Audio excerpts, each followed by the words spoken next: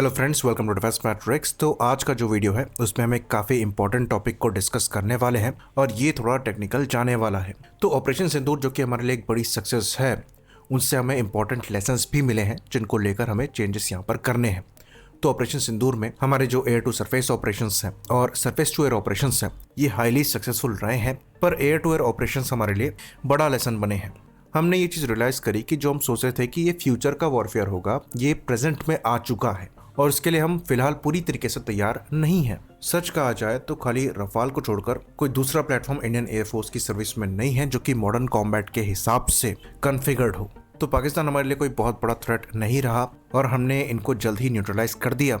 पर एक रियलाइजेशन यहाँ पर ज़रूर हुआ कि चाइना का थ्रेट किस लेवल तक का हो सकता है, क्योंकि मोस्टली जो वेपन्स पाकिस्तान द्वारा डिप्लॉय किए गए थे वो चाइनीज ओरिजिन के थे और खाली रफाल ही एकमात्र ऐसा एयरक्राफ्ट है जो कि मॉडर्न कॉम्बैट के लिए एक तरीके से तैयार दिखाई दे रहा है। और इसमें भी हम स्टेल्थ के थ्रेट को काउंट नहीं कर रहे हैं। बाकी जो Su-30 MKI है, MiG-29 है, मिराज 2000 है, जैगुआर्स हैं, ये मॉडर्न कॉम्बैट के लिए रेडी नहीं है और ये चीज़ हम बड़ी जिम्मेदारी से कह रहे हैं। इवन जो Su-30 MKI ने ब्रह्मोस के साथ किया है उसके बाद कह रहे हैं, क्योंकि यहाँ पर हम एयर टू एयर कॉम्बैट की बात कर रहे हैं। तो modern air to air combat एक इनविजिबल वॉर है जो कि ज़्यादातर सेंसर्स के थ्रू लड़ी जाती है।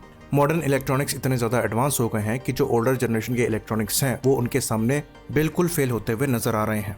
अगर आपके पास एक पावरफुल AES रडार नहीं है तो आप modern air to air combat लड़ने के बारे में सोच नहीं सकते। साथ में आपको चाहिए secured software defined radios, active jamming solutions, strong SIGINT और एलेंट प्लेटफॉर्म्स, साथ में लॉन्ग रेंज PVR मिसाइल जो कि 2 वे डेटा लिंक के साथ आए और AESA सीकर लगा हो। तो जो तेजस मार्क 1A है ये भी रफाल के क्लोज आएगा, पर जो पैसिव सेंसर्स रफाल में लगे हुए हैं वो फिलहाल मार्क 1A लैग करता है, जैसे कि advance missile approach warning sensors और IRST सेंसर्स। क्योंकि पैसिव सेंसर्स जैम नहीं हो सकते इसलिए बहुत ज़्यादा क्रूशल हो गए हैं।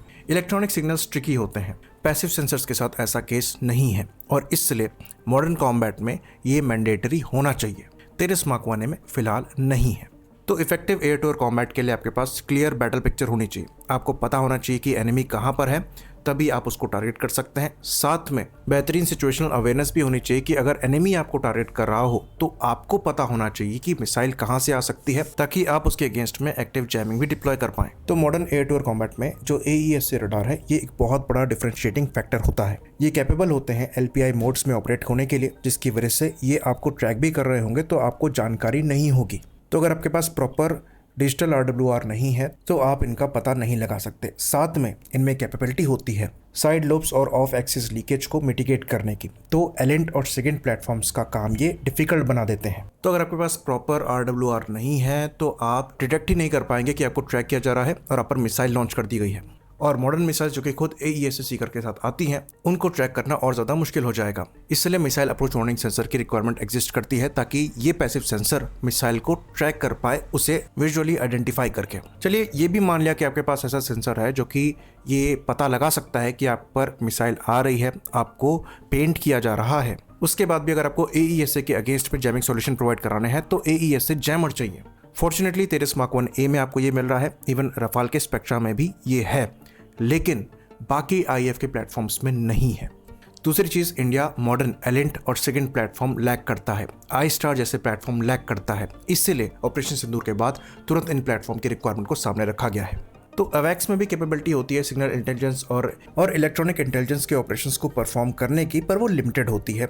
आपको डेडिकेटेड प्लेटफॉर्म्स चाहिए बेटर सिचुएशनल अवेयरनेस के लिए, जो कि सिक्योर्ड डेटा लिंक से कनेक्टेड हो आपके मल्टीपल प्लेटफॉर्म्स से, ताकि प्रॉपर पिक्चर यहाँ पर पेंट हो पाए और सिचुएशनल अवेयरनेस पायलट को मिल पाए। बाकी स्मार्ट सेंसर फ्यूजन कैपेबिलिटी भी आपको चाहिए, जिसके अंतर्गत अगर कोई थ्रेट आपकी तरफ आ रहा है, आप उसे डिफीट कर पा रहे हैं, तो उसका जो डेटा है आपकी थ्रेट लाइब्रेरी में अपडेट हो जाए, ताकि फ्यूचर में अगर आप उस थ्रेट को दोबारा फेस करते हैं तो उसकी कैपेबिलिटी के हिसाब से, ताकि आप सॉल्यूशन प्रोवाइड करा पाए, चाहे ये जैमिंग के थ्रू हो, चाहे आप मनवर्ड्स परफॉर्म करके मिसाइल को इवेट करें। तो RWR और EW कैपेबिलिटी जो है ये पैरेलल में काम करती है और मल्टीपल सेंसर्स जो हैं आपके एक साथ काम करते हैं।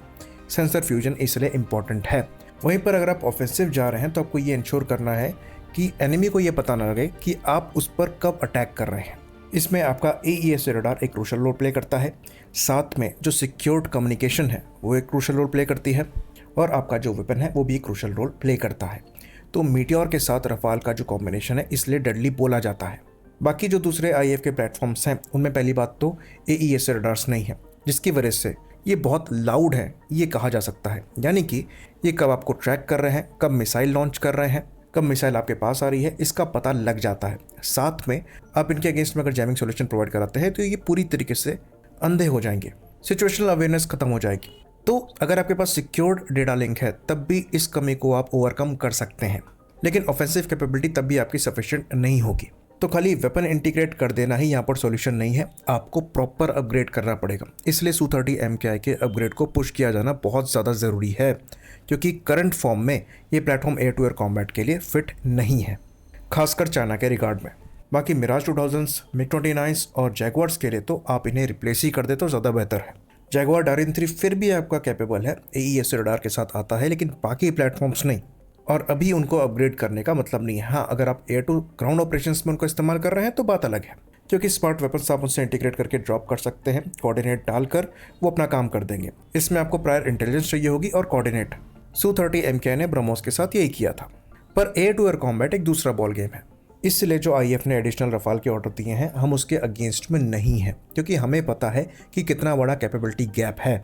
बाकी जो 5th जनरेशन प्लेटफॉर्म्स हैं वो एक अलग कैटेगरी आ जाती है, वो आपको चाहिए ही चाहिए, लेकिन वो आपका वर्क हॉर्स नहीं हो सकता, इसलिए आपको बड़े नंबर में 4.5 जन प्लेटफॉर्म्स भी चाहिए। बाकी जो मीटियोर को लेकर आर्ग्यूमेंट आता है तो हमें बताया गया है कि हमारे पास मीटियोर है और इंटीग्रेटेड भी है। कुछ सोर्सेस इंटीग्रेशन इश्यूज की बात कर रहे हैं पर वो कंफर्म नहीं है। चलिए, अगर ये बात हम मान भी लें कि मीटियोर इंटीग्रेटेड नहीं भी है, तो एयरफोर्स के रिगार्ड में अगर आप चीज़ों को सोचें तो एक मिसाइल इंटीग्रेशन करना, जो कि हो सकता है 1 से 2 साल और ले ले, ज़्यादा वायबल है किसी दूसरी तरीके के प्लेटफॉर्म को इंडक्ट करने से, जिसके इंडक्शन में एटलीस्ट 3 से 4 साल का समय लगेगा और ऑपरेशनल मैच्योरिटी में उसके बाद 5 साल का समय और लगेगा।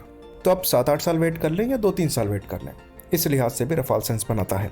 अब बात करते हैं कि हमारे पास सॉल्यूशन क्या है। प्रॉब्लम तो हमने बता दी, तो सॉल्यूशन प्लेस पर है, पर उसे जल्दी परस्यू करना है। जैसे कि Su-30 MKI का जो अपग्रेड प्रोसेस है उसको स्पीड अप करना, तेजस Mark II के डेवलपमेंट को स्पीड अप करना, AWACS के एक्विजिशन को स्पीड अप करना, सेकेंड और एलेंट प्लेटफॉर्म के एक्विजिशन को स्पीड अप करना, iStar के एक्विजिशन को स्पीड अप करना, advance domestic software defined radios को डेवलप करना और सारे प्लेटफॉर्म में जितना जल्दी हो सके इंप्लीमेंट करना। और जब तक ये चल रहा है उसके बीच में ऑपरेशन सिंदूर की स्ट्रेटजी को इंप्लीमेंट करना, जैसे कि long range air defence systems की मात्रा को बढ़ाना, जिसके अंतर्गत हम additional S-400 air defence systems acquire करने वाले हैं। साथ में स्टैंड ऑफ रेंज के एयर टू सरफेस वेपन्स की मात्राओं को बढ़ाना, अगेन जिस पर काम किया जा रहा है। तो रुद्रम सीरीज के जो वेपन्स हैं ये हमारे लिए काफ़ी ज़्यादा क्रूशल साबित होंगे, और जो एयर लॉन्च बैलिस्टिक मिसाइल्स है उनके भी मात्रा को यहाँ पर बढ़ाना। अच्छी बात यह है कि हम पहले से ही इस स्ट्रेटजी पर काम कर रहे हैं। आई होप इन्फॉर्मेशन यहाँ पर क्लियर रही हो। इसी बात पर इस वीडियो को हम खत्म करेंगे। लाइक करिए, सब्सक्राइब करिए। जय हिंद।